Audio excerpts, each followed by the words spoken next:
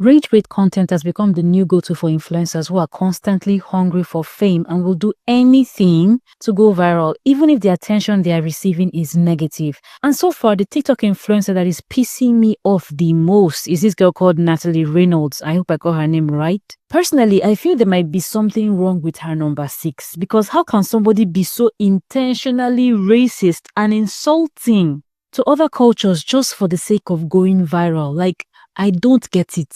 I started seeing this white girl on my For You page on TikTok when the whole drama between her and black women was in full swing, because this white little Miss Skin and Bones went and got box braids and had the audacity to steal this cultural hairstyle from the black people and claim that it originated from the Vikings, who are white. Wahala!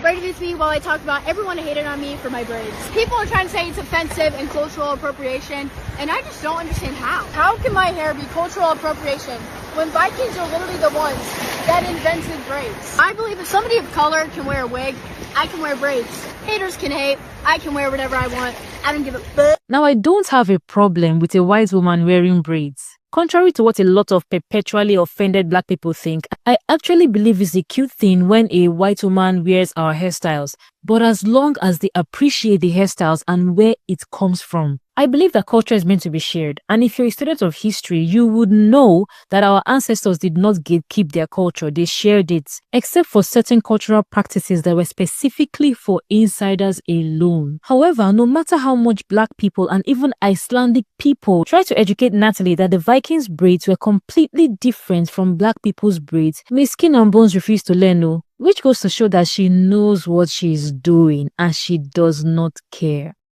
Vikings invented braids. If Vikings invented braids, for Christ's sake, do Viking braids. If white people invented braids, why haven't they worn it throughout history? Why do they always wear braids when it's trendy? Braids, of course, have existed in so many cultures, but not cornrows, Fulani braids, or locks. No one said only black people can wear braids, but do not erase the history. Black people were suspended, expelled, made fun of, called ghetto and unprofessional for wearing these same styles you're wearing without consequences. So don't think you wear braids without getting backlash, my darling. No. And don't come here to talk about, oh, black women wear wigs too. What were we supposed to wear when they tell us not to wear our natural hair or wear braids? Discrimination led to our wearing wigs. We wear wigs for survival, so that we can walk, so that we can feed, so that we can move around without being made fun of. So yeah, people will tell you it looks ghetto and ugly. You can't love our aesthetics and ignore the blood, sweat, and tears. And what's off, because she's white, she has millions of views for wearing these braids. The main owners of this hair, of this style, would disappear. Very soon now, they will claim it or steal it in years to come, because they know how to steal and claim everything. And let's be very clear, if you didn't give a shit like you claim, you wouldn't be making 50-part series to defend your claim. You know exactly what you're doing. You're acting clueless and pretending like the double standards are not there. Chelsea, come on now. This is Fulani hair. Give credit. Period. How can my hair be cultural appropriation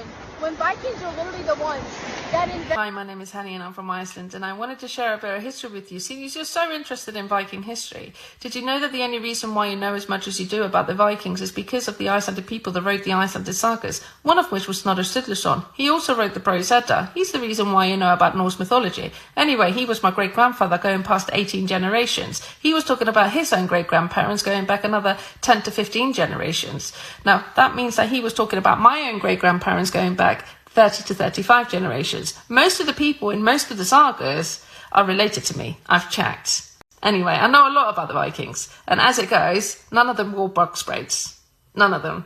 Right?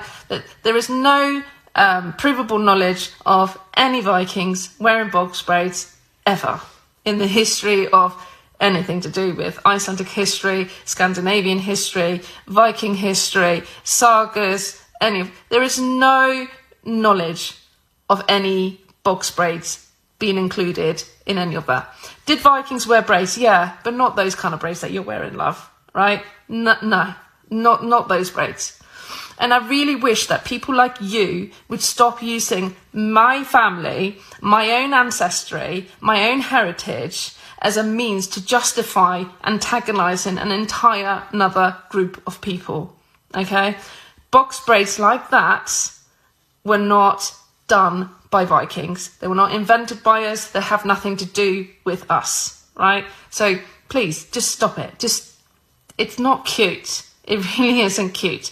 Now, you would think that after her unacknowledged blunder against the black culture, she would at least educate herself next time she wants to borrow another race's lifestyle. But to show you that this girl literally feeds off of the backlash that comes from a cultural appropriation, she decided to do something even worse at Coachella. So Natalie Reynolds at Coachella filmed a Get Ready With Me video where she was wearing a Native American headdress. Now remember I said earlier that culture should be shared except for the things that are only for insiders. Well, this headdress is very sacred to Native Americans and only a select few of them are even allowed to wear it. But allow me to present to you Natalie Reynolds, who is not only wearing it, but again intentionally misrepresenting it as Indian attire. Get ready with me to go to Coachella. Starting with the top, I got it from Paxton. Let's put it on.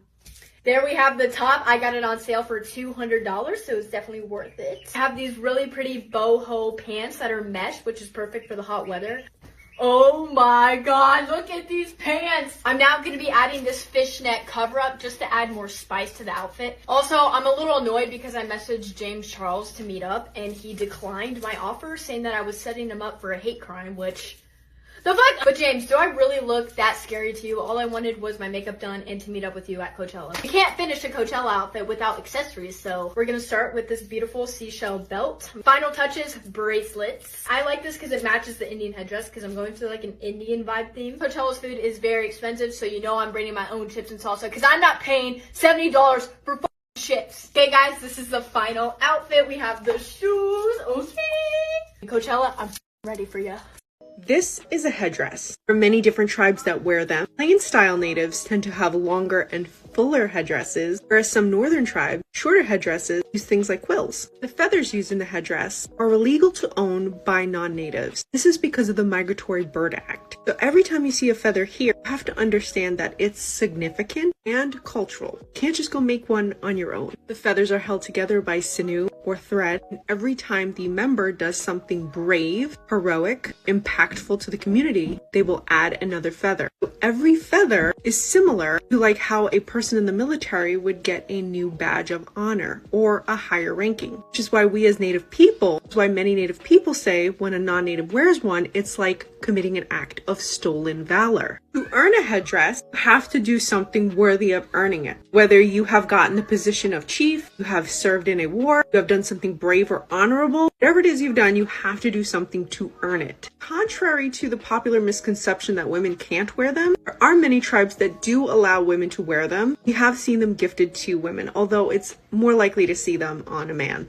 With all that being said, 99% of non-natives will never be gifted the honor of wearing a headdress. Have been some exceptions, like the Pope being given one, which I didn't entirely agree with. Anytime you see a native wearing a headdress, just understand that this has been earned, is a great honor, and every feather represents something worthy that they have done to earn it. So there's this video that popped up on my For You page that I want to address. Just know, in the Native American culture and tribes, women don't wear headdresses, they are earned. Just know that. The fact that somebody had said, my culture is not an outfit, and her response, cry. Someone says, making every culture hate me, and then she responds, culture are meant to be shared. If that's how she felt, that every culture should be shared, she would have known what the headdress mean, what not to do with it. Obviously it's fake. To disrespect us like that in your comments, to put cry when we're telling you our culture is not a costume. People are calling her out and she still has kept her videos up. To the people who are calling her out, thank you. And even if you aren't Native, you're calling her out, thank you. And I hope she learns from this. You see, the way I see it, racism is not just an oppression of people from a particular race, but it's also the disrespect of their culture as well. Because what was meant to be a symbol of honor, worn by Native American people who had achieved great feats, was worn by a problematic influencer as part of a Coachella outfit. As in, what is wrong with these people? Like, why are influencers getting worse by the minute? And nowhere, anywhere, has this girl posted any video showing remorse for what she's doing to both Black and Native American cultures. And you can see that she wore the headdress on top of the braids to give the maximum effect. Like, she wants us to know she does not give a flying F about what we think or how we feel about the rubbish she's doing. She literally does not care, and I wonder why someone like this still has a platform. Someone who is clearly on a mission to disrespect as many cultures as possible. Because what will she do next? Will she come out one day and claim that she has Asian ancestry? Or will she wear an Indian outfit to the mall one day and claim a white person invented it? Like, she's so out of touch, self-centered and condescending, and it's intentional. We live in a world now where anybody can do whatever they want, not caring whose ox is God. And although you will never catch me telling a white woman she cannot wear braids, but when you disrespect people's cultures just for views on TikTok, that, my dear, is where you cross the line from cultural appreciation to cultural appropriation and racism. Anyway, let me know what you think about what she did in the comments, because this video is ending here for today. Don't forget to hit the like and subscribe buttons and turn on your notifications if you like my commentary channel and you want to see more of my videos. Until I come your way again, take care and bye-bye.